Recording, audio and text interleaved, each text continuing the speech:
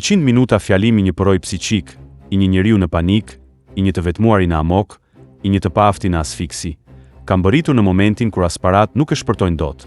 Asgjë nuk e shpëton dot, ose më sakt nuk ka më kush e shpëton. Para një viti erdhi Trumpi, e madhe gjëma për pjellën globaliste, djalin politik të Sorosit.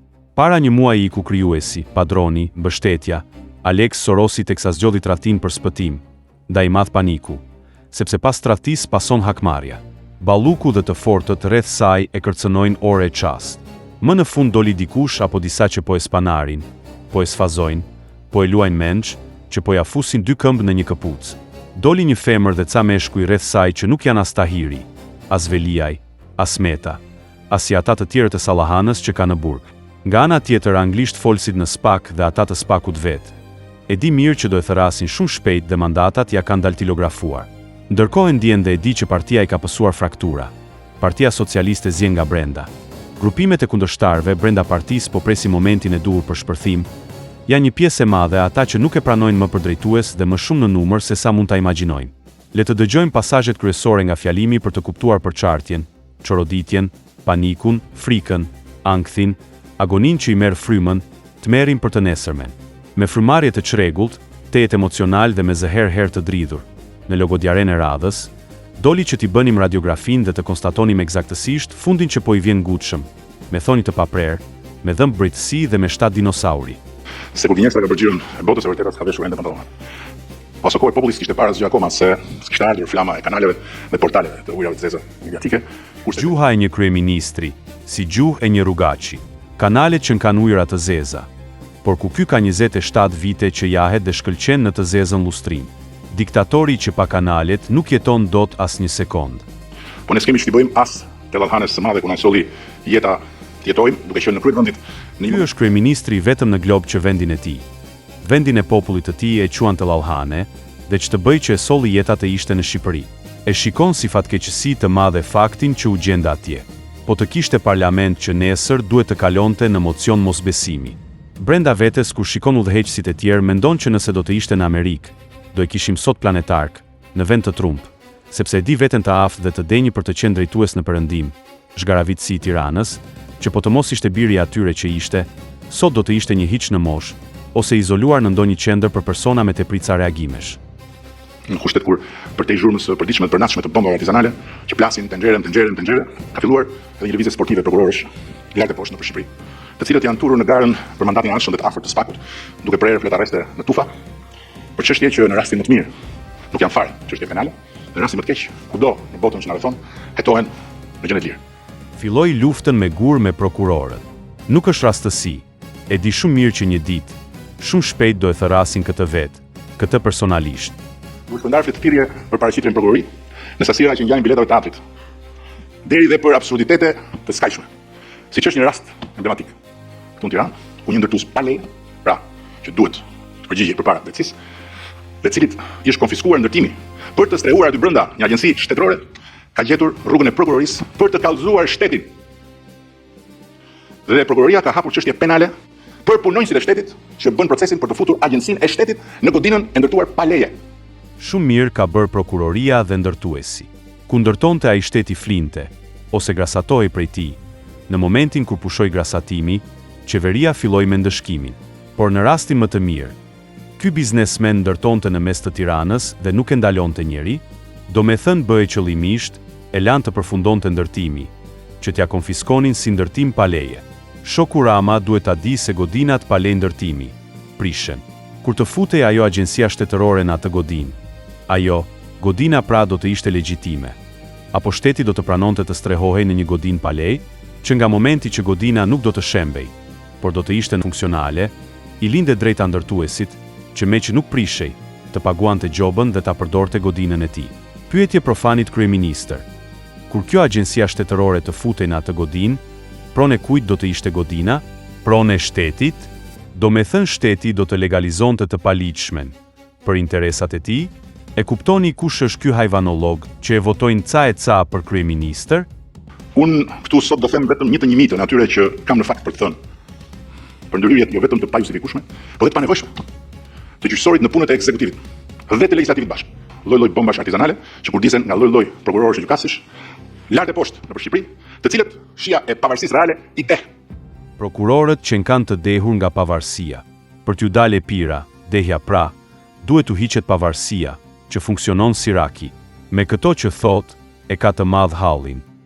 Dhe prandaj dhe sot, rreziku i udhkryqit të mjeku në këtë aspekt nuk është që ekzekutivi apo legislativi të cënojë pavarësinë e gjyqësorit, por është që gjyqësori të gjymtojë jo thjesht pavarësinë e dy tjerëve, por aftësinë e dy tjerëve për të funksionuar. Krejt e kundërta, pikërisht tani legislativi dhe ekzekutivi do të ndryshojnë ligje për të kufizuar gjyqësorin, që t'i lërë të funksionojnë këta të qeverisë si të duan, që do të thotë t'i lërë të korruptohen, sepse punë tjetër nuk din të bëjnë. Çfarë është rasti më i fundit? Përveç se ndërhyrje në territorin e pushtetit legislativ, vendimi i gjykatës kushtetuese për se si parlamenti ka vendosur të ndajë komisionet parlamentare. Hapu dhe, i thonë kësaj. Hapu dhe, i thonë kësaj. Hapu dhe, i thonë kësaj.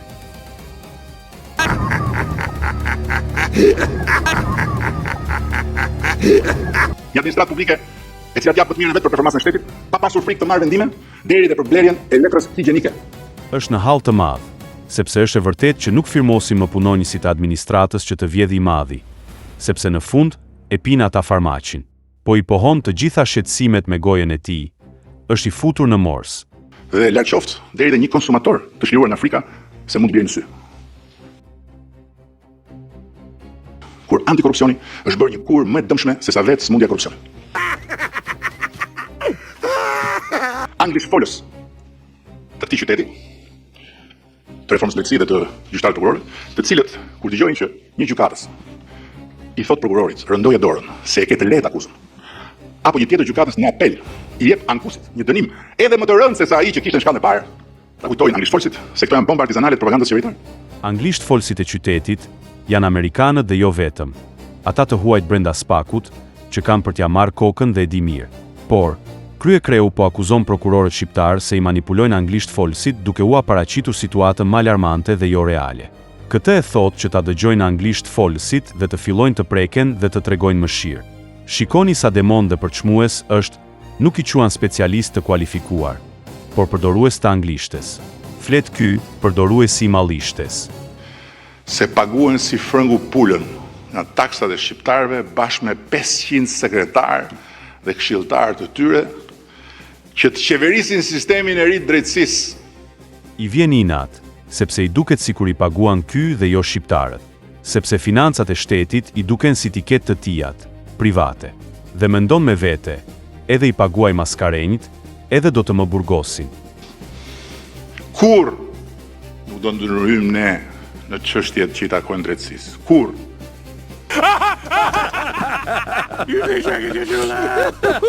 Kjo është të flasësh për qartë dhe të jesh i pacip. Përderisa deri tani dhe në vazhdim, krye kapobanda po i ndërhyn vetëm drejtësisë. Deklaratat e prishje gjumit të këshillave janë lule, para atij çarçafit që nxori ajo shoqata rrogarice e gjykatësve. Cila është nevoja? Çfarë justifikon? Një futurisje të marrë për të bërë 40 kontrolle banesash në ditën e vigjiljes së vitit të ri, për një çështje regjistruar para 5 vjetësh. Këto fyrje publike janë dhe tregojnë panik dhe vetëm panik. Shoqatën e gjyqtarëve e quan rrogaritës, ndërsa kontrollet në banesa ku turisje të marrësh. Kryeministër është ky apo çfarë? Sepse po dalim nga shinat e logjikës edhe ne që e dëgjojmë.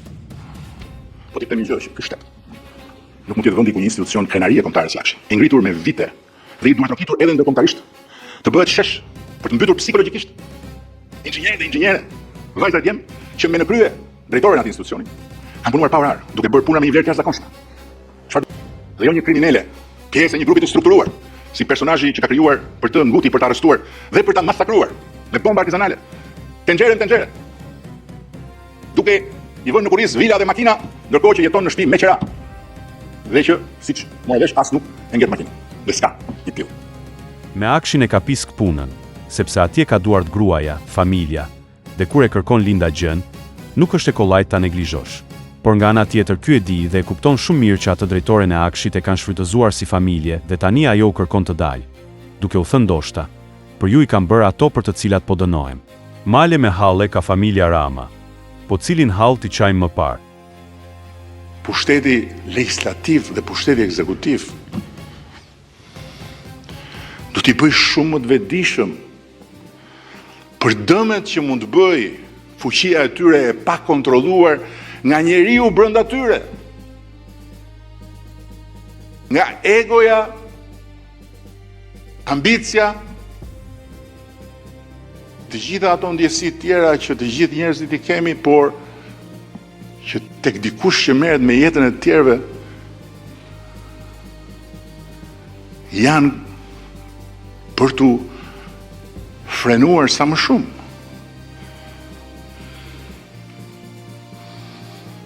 Patjetër që aleati dhe kundërshtarët e tjerë të reformës u rreshtuan në trysninë e asaj që quhet rruga e Elbasanit.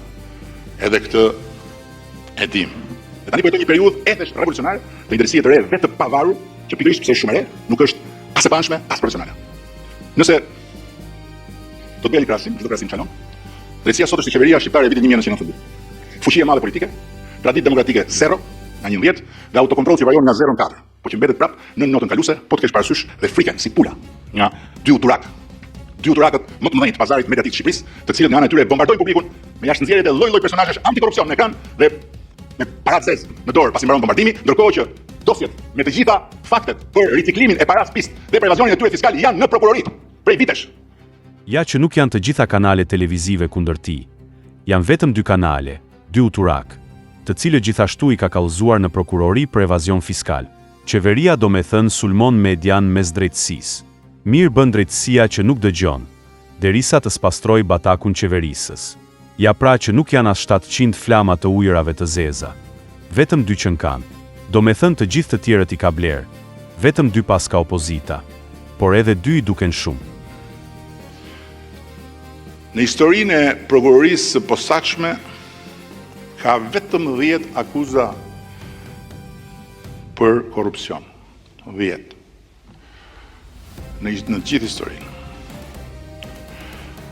16 për shpërdorim të tyre dhe rreth 15 raste për pabarazi në tendera dhe në ankande publike. Një fakt tjetër është që Shqipëria renditet nga Komisioni Evropian, jo nga ne, në vendin e parë në rajon për prokurimin publike. Ekonomia rritet, e rrit korrupsioni. Prodhimi i përgjithshëm kombëtar rritet, e rrit korrupsioni. Buxheti i shtetit rritet, e rrit korrupsioni. Pagat rriten, e rrit korrupsioni. Investimet rriten, e rrit korrupsioni. Edhe zjarret i rrit korrupsioni, edhe shija i rrit korrupsioni, edhe negociatat i hap korrupsioni, edhe kapitujt i hap korrupsioni, edhe piketat ndërmjetme do t'i kaloj korrupsioni, edhe botën e paqes e mbledh korrupsioni. Shqipëria vetë rritet në çdo drejtim fal korrupsioni. As nuk vjet në dyshim që korrupsioni i injektuar në ekonominë formale, nga paraja informale, i ka siguruar qeverisë kartel, veç para së pist, më shumë xhiro në treg, më shumë taksa, me zbardhjes, larje së paras dhe një zinxhir efektesh, që mund të t'i detajojmë në një video tjetër, kushtuar ekonomisë narkoide që i zhduku shqiptarët në mërgim. Se nuk rrit dot pa sjell këtu edhe një fakt tjetër. Në një bisedë para jo shumë ditësh me disa nga shokët e grupit, s'kishte as një shoqe çuditërisht, më tha trosh se unë duhet ndjehem përgjegjës për reformën drejtësi. Cop. Jam i bindur që jo vetëm ata, po duhet të ketë plot këtu që mendojnë njësoj si ata dhe që edhe si disa ish mbështetës të flak të reformës në drejtësi në mexhelisi mediatik i përmbledhin të gjitha këto në një fjalë që unë as e kam thënë dhe as do ta them ndonjëherë, dështim. Por jam interesuar të kuptoj kur kam gabuar, ku kam gabuar, që do thotë se kam problem të pranoj gabime. Kjo është provë e sigurt që nuk jam më i ri. Por sinqerisht jo vetëm që nuk e gjej. Asnjë arsye strategjike për ta pranuar opinionin se reforma drejtësi ka dështuar. Kush në radhët tona mendon sot se reforma drejtësi ka dështuar, sepse dje ka menduar që ajo do zbatoj pa gjak, pa lot, pa djers, Në radhë parë, brenda familjes tonë politike, duhet ta gjej te vetja fajin që ka qenë dritë shkurtër. Përkundrazi, por dua që të sigurohem se të gjithë ne këtu do ta mbajmë shumë fort parasysh beben përpara se sa të derdhim ujin e pistë. Që do ta derdhim. Përçarja në Partinë Socialiste është jo vetëm fakt, jo thjesht informacion, por pohim në ligjërat të drejtë nga vetë kreu i saj. Ndërsa epilogu i logodiares është epilogu i një autokrati që pas ka vendosur të ruaj partinë dhe të derdhë drejtësinë. Koha që populli të rebelohet dhe që drejtësia të mos vonohet.